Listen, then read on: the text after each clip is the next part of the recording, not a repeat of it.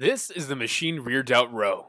I'm doing this exercise on the hammer strength isolateral low row. This is one of my favorite alternatives to a chest supported dumbbell rear delt row.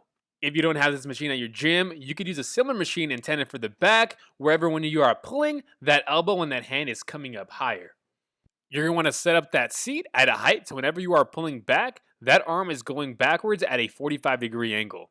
Also, make sure that your hand is matching the same angle of the arm. So right here, you see me that I'm holding that handle where it's at a 45 degrees. I also have my hand at the very bottom of the grip. So that way when I'm pulling backwards, I could really push that hand and that elbow away from my body. If I have that hand too close to the center, I'll be using a lot of the bicep as I pull back. Also, to help engage that rear delt, whenever you're pulling back, imagine like you're not just trying to row back behind you, but imagine like you're trying to push that hand and the elbow out to the sides and make sure you get a squeeze at the top as well.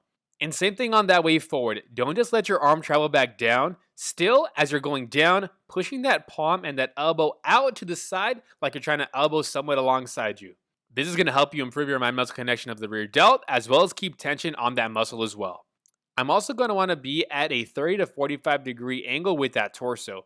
As you can see right here, I'm not upright. I'm allowing that butt to be scooted back on that seat and have my chest angled downwards on that bench.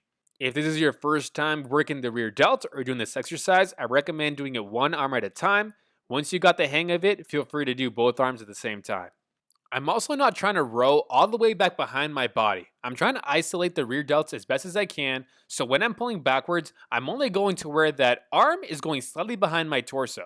Once I feel a good contraction on that rear delt, I'll take a pause, get a good squeeze, and get a nice controlled eccentric.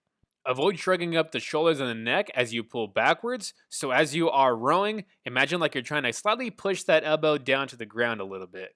As I mentioned in the beginning, if you have trouble feeling your rear delts, or if this is your first time doing an exercise like this to target the rear delts in a shorter position, shoot for a lighter weight, go for higher reps, try to get a very good contraction and a controlled eccentric. These also pair very nicely with a rear delt cable fly. Another technique to help improve the mind muscle connection and feel it more in the rear delt and less of the bicep is to imagine like you're barely holding on to that handle with those fingers. Let's grow those rear delts, and you know what to do, like and subscribe please.